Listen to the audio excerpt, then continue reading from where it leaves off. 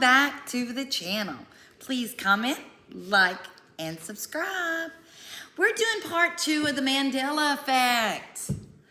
So guys, do you have any personal Mandela effects? Have you seen Mandela effects? I think whenever, we talked about the origin of the Mandela effect during the first part. But I don't think that I really became aware of the Mandela effect until probably around 2020 was my biggest thing. And there's a bunch of different theories of what the Mandela effect could be.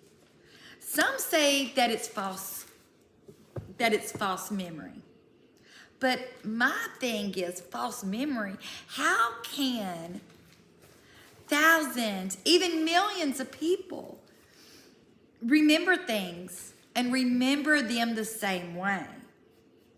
And it's people that don't even know each other remember this. So another thing that they think that the Mandela effect could be, it could be that, are we living in a simulation?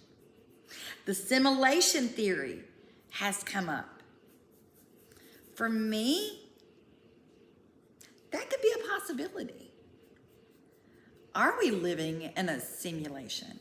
Because if things have changed so much since 2020. Not only that, for us that were born in the 70s and 80s, this is a totally different world than what we live in. String theory comes to mind when we talk about the Mandela effect. Then there's one more theory, and one of the theories they have is CERN. Do you guys know about CERN? The halogen thing that they got going. I think it's in Switzerland, where the scientists are trying to make another Big Bang theory. It could be any of these. But today what I want to do is I want to show you guys a couple Mandela effects that's really messed me up. One of them is Jiffy peanut butter. Do you guys remember Jiffy? Guess what, guys? Jiffy was never a brand, is what they said. It's always been Jif. Let me show you. I remember Jiffy when growing up, not Jif. Which one do you remember? Tell me in the comments. So with that is just so weird because I can hear the commercials to Jiffy. Another Mandela effect that I find really strange, and this one here really got me into the whole Mandela effect, and that's the whole Fruit of the Loom. I remember my dad wearing those white Fruit of the Loom shirts, and on the back, it had that cornucopia on it holding the fruit. But Fruit of the Loom is saying that their logo has never had that cornucopia. I mean, that's the way I found out what a cornucopia was, because I remember asking my mom what that was, holding the fruit. People have actually gone and looked at the history of the Fruit of the Loom logos, and they're saying the cornucopia was never there. Let me show you. For me, this Fruit of the Loom with the whole cornucopia has really this is the one that really got to me for some reason. Which one do you remember? So these are just a couple of examples of the Mandela effect.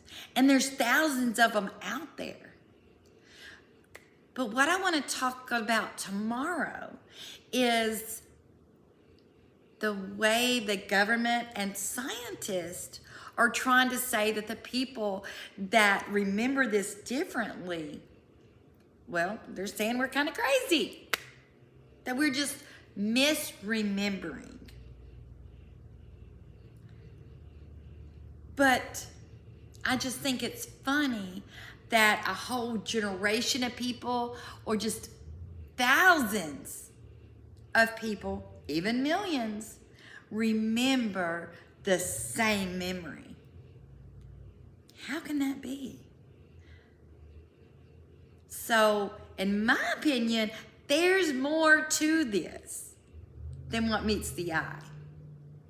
And that's what I want to talk about tomorrow, is what some of the scientists and how people are trying to explain this phenomenon away. And guys, there's so many different Mandela effects. There's a Coca-Cola one. There is a Ford. There's just so many different ones. It's almost like reality is changing in front of our eyes. And it's almost like, are they trying to make us go crazy? I don't know. But guys, tell me, do any of these Mandela effects ring true to you? And let me know in the comments, what Mandela effect really puzzles you? Which one really gets to you? Like I said, this Fruit of the Loom one is one of the ones that really gets to me. So let me know down in the comments. And tomorrow, like I said, we're going to talk about some of what the scientists think this is. And I don't think you're going to like it. Love you guys. See you tomorrow.